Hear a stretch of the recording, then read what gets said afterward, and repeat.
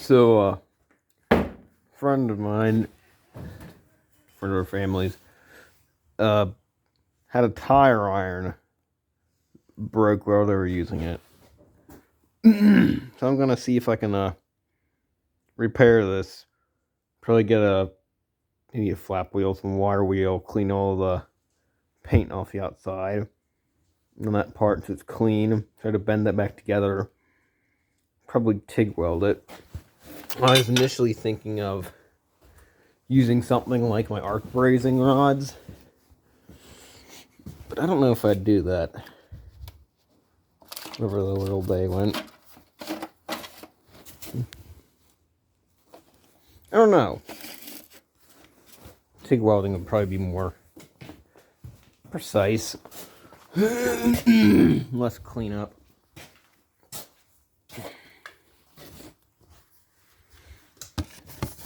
Look how dirty this thing gets. Watching stuff all about tips for small YouTube creators. Yeah, thumbnails. At least something in the future I'll have to get to. I really don't feel like this would ever be a big channel in any way. But hey, it's what I like to do. I got some points and things, baby. I'll be honest. I'm not going to make a career out of YouTube. That weld's better stuck all over, so I can't even crank it back.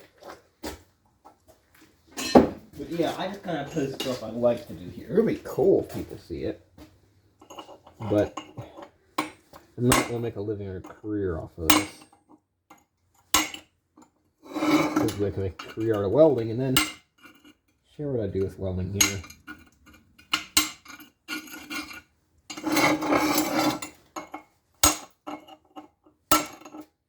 I think, I'd like to show people what I do. Especially some of those niche things that other people don't do on YouTube. Like, I've never found, I'm not saying there isn't out there, but I've never found other people that collect welding rods. Forums, videos, websites, I don't know if I can find any other people. Like, if anybody else out there collect welding rods, like just for the sake of doing it, like, do a little bit of everything, try them, test them, do a rundown, preserve some history of that. Some people get into the industry earlier than I do. I'm 22. There you go. Some people have a premonition to do it sooner in life.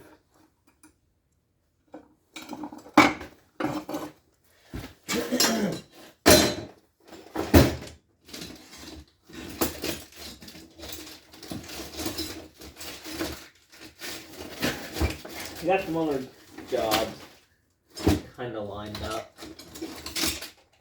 Like small repair stuff. From a mini Phillips screwdriver. My uncle wants me to fix some broken stuff on his old backhoe, my grandpa's backhoe. Cracked off on it or something. A friend of mine needs I forget what it's called. Some sort of tiller, some sort of piece of field equipment. Like the blade thing is hard-faced because we're wearing down.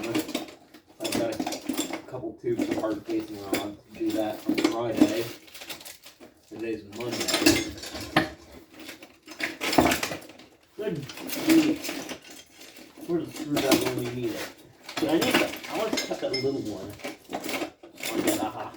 Because the little one fits nicely in between the vice jaws. Oh, what's up with this screw? Oh well.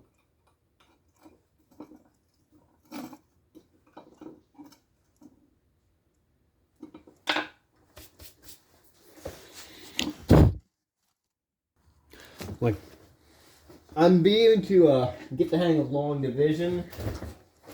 Albeit that's just part of the section of the math I have to study. That's something. I've got till January. I have the full intent. I've been spending more spare time working on that. Got my sights set on that. And I have full intention of doing it. What's some other stuff people want to see? Not like anybody comments, so that'd be kind of cool. 23 subscribers isn't much. I don't feel like going a lot out of my way quite yet to get places. No, I'm not going to bend that until I clean it up more. Get some stuff cleaned up around the edges, and then I can bring the sides together.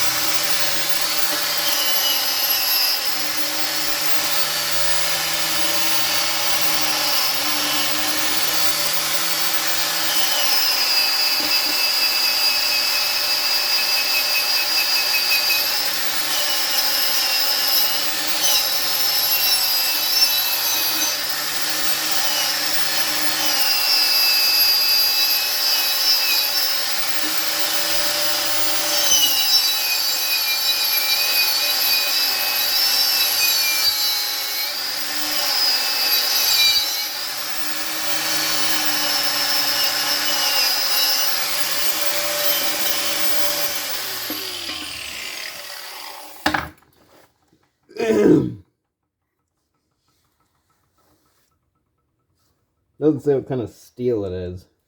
I first thought it was like one of those chrome vanadium steels that's shiny, but I'm thinking it's just plated. You can see little rust spots on here. I don't think it's a... I could be wrong with cast steel. I was thinking something like breaks like that shouldn't be shiny through and through. What do I know? But I flap wheel out a little bit to make sure I get through any outer layer of coating there. I just recently bought a whole bunch of flap wheels and grinder wheels and stuff because I'm starting to run low here. The other night when I was cutting up those coupons for 60-tone overhead, I went through like at least 5 or 6 flap wheels, but those were just the old ones. The little ones is wearing down. Gotta get through the remainder of what I had sitting on the shelf.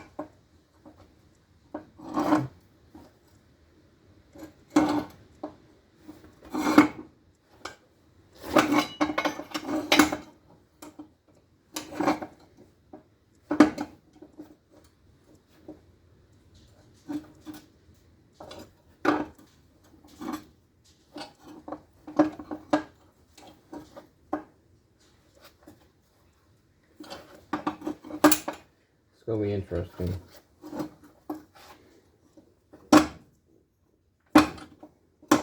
Trying to bring those pieces back together.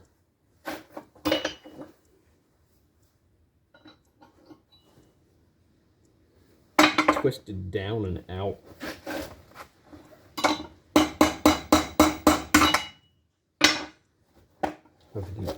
Get the big vise for this. I'm going to probably maybe gouge that out a little bit so I can get the filling metal down into there and make sure it fuses down through instead of just running it over top. I brought the sides together, but the biggest part of the split is clearly right in the center. It runs on the side.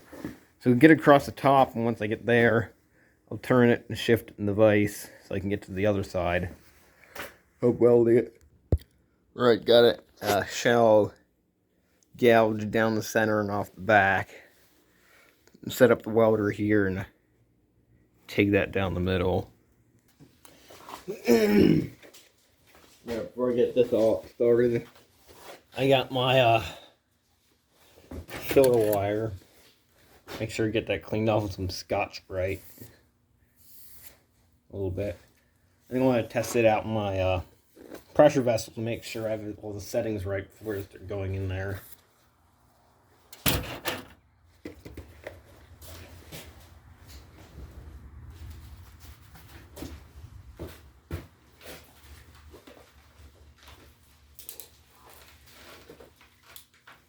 So we're 100. Try. 120 seemed like a bit much. Try like 115. Then again, that socket just needs back of the thickest material, especially after being gouged out. Try like 100 amps and see what kind of result gets from that. Remember, I put my TIG torch.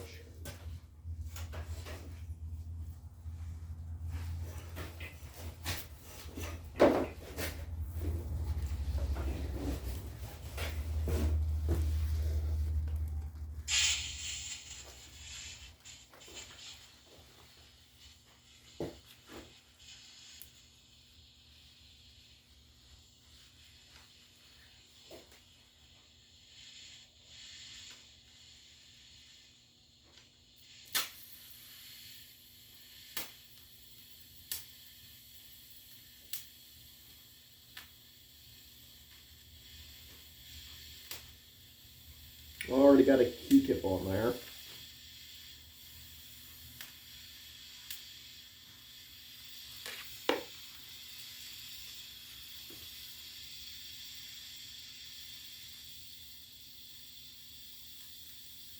The metal dirty or my tungsten has impurities in it.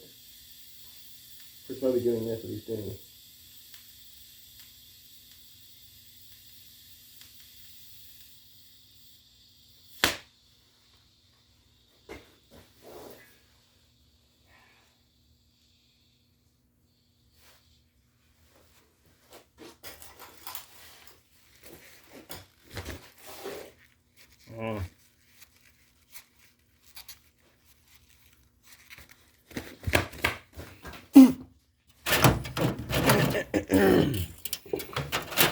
could just been for the thickness of steel it was, and there's probably some dirt in the middle. One right down there in the middle. It's not great with 100 amps, and I certainly, oh look at that. You're not going to need 100 amps to do something like that.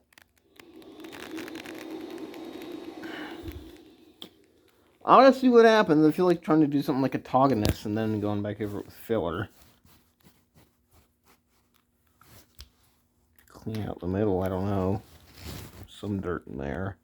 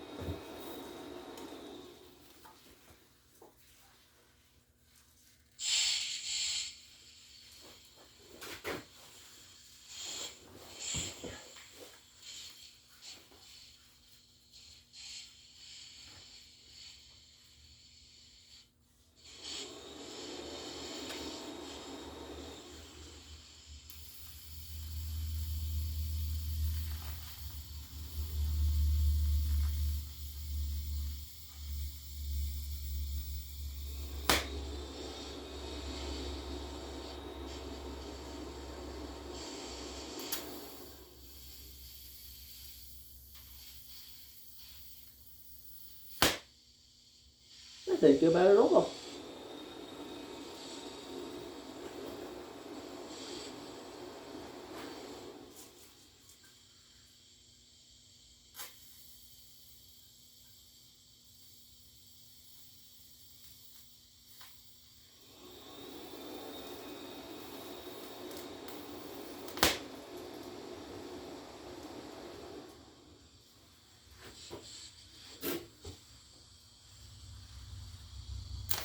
Oh dear.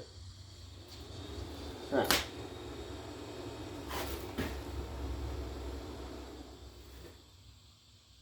That's dirty.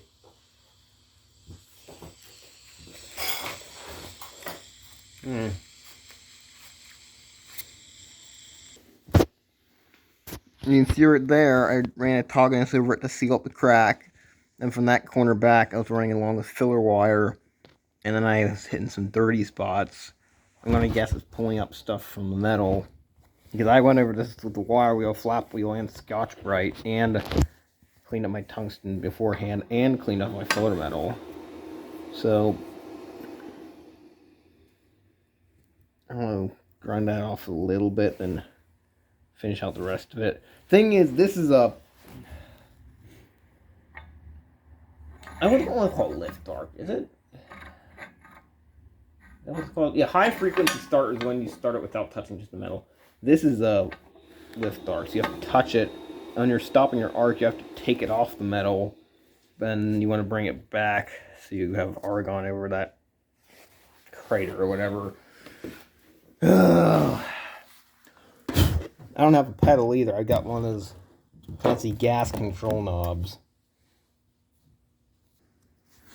So right there, this little crater that I ground back with the grinder a little bit. Maybe I should go back a little bit deeper with it.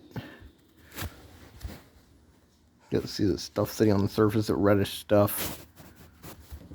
Now I always hold the torch with my left hand, although I'm not left-handed. Same with shooting, I'm like right-handed, left-eye dominant. I don't know if it's something to do with, I think my welding teacher is left-handed. And I originally was trying it right-handed, but following that method, I found it was easier to sling it over my left shoulder. Introduce filler with my right hand, so that's kind of the way I do it now.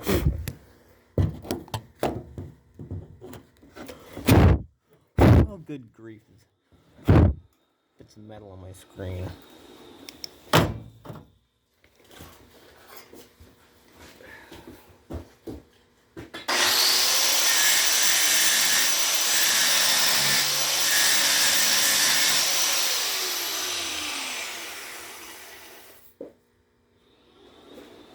They're working over with filler.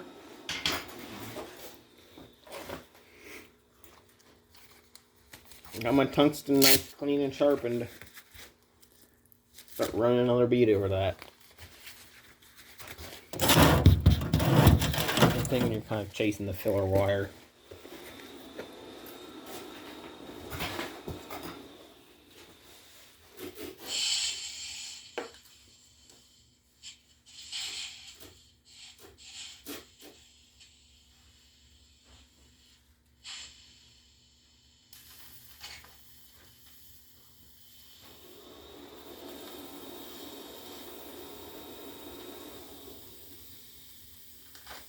I mean, I don't need to be weaving it, but I am.